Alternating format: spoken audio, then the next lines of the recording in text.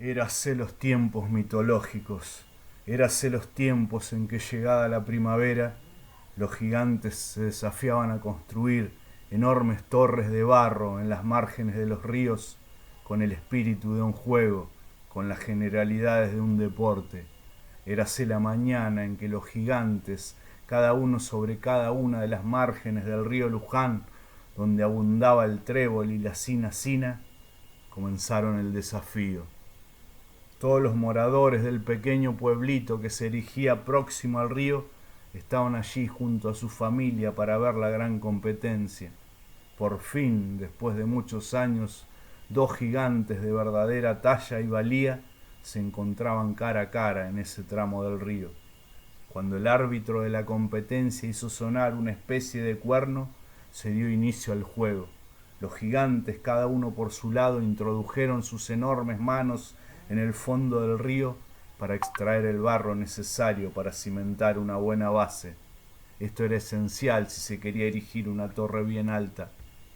En las primeras horas, cargando en una mano tanto barro como podrían hacer 1000 albañiles humanos, uno de los gigantes estaba dándole forma ya al tercer piso de la torre.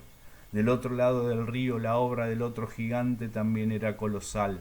Sus manos no dejaban de modelar los enormes muros que daban forma a la torre. Las dos construcciones estaban tan altas que ya proyectaban sombras sobre las azuladas aguas del río. La gente del pueblo había suspendido todas las actividades diarias para ver este suceso importantísimo, a una distancia prudencial para que un borbotón de barro caído de la mano de alguno de los gigantes no lo sepulte contra el suelo. Alentaban a uno, alentaban a otro con verdadera pasión, se subían a los árboles para ver mejor y desde allí comentaban algunos pormenores de los que estaban más alejados. Pasado el mediodía, los gigantes se detuvieron a beber agua y a comer unos enormes zapallos anaranjados y verdes que los habitantes con mucho esfuerzo habían traído montados en un carro. Uno de los gigantes, una vez concluido su almuerzo, comenzó a soplar sobre su torre para secar el barro y de este modo lograr que termine de solidificarse bien su construcción. El otro, en la otra margen del río, hizo lo mismo con los pisos superiores de su obra y por unos minutos un fuerte vendaval pasó por la cabeza de los curiosos pobladores que miraban la competencia. Cuando el sol de la tarde trajo esa coloración ambarina en el aire tan característica del lugar, los gigantes ya habían superado los 20 pisos.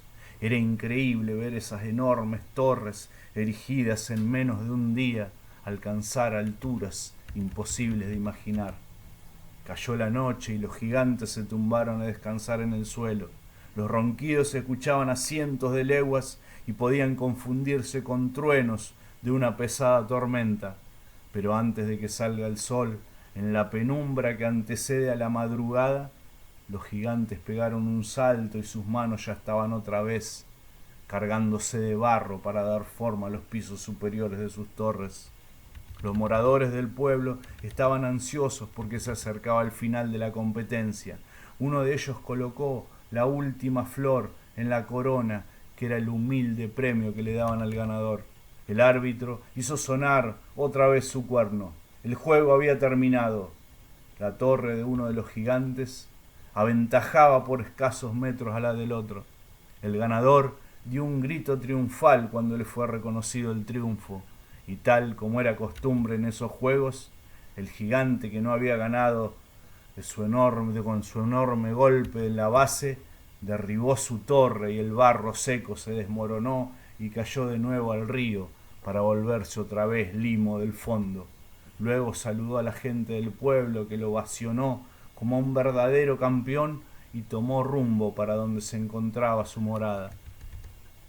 Un enorme asombro embargó a los pobladores cuando luego de recibir la corona de flores, el gigante ganador se demoraba en también desmoronar su torre de un golpe y hacer que todo el barro vuelva al fondo del río. Todos vieron entonces la mirada cargada de negros nubarrones y violentas luces del gigante que entró corriendo al interior de su torre y fue subiendo cada una de los peldaños de la escalera que llevaban al piso superior.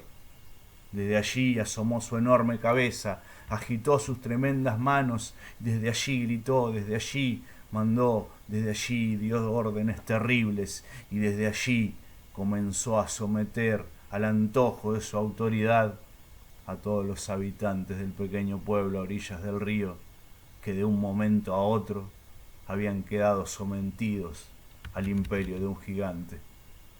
Esta historia, tal cual la han escuchado, la cuentan los mayores a los jóvenes que todos los años se preparan, templando su coraje y afilando sus armas para intentar un nuevo asalto a la torre del gigante, para que de una buena vez por todas llegar al piso superior donde gobierna el tirano y recuperar de una buena vez y para siempre aquello tan preciado que ya hace un tiempo muy largo han perdido.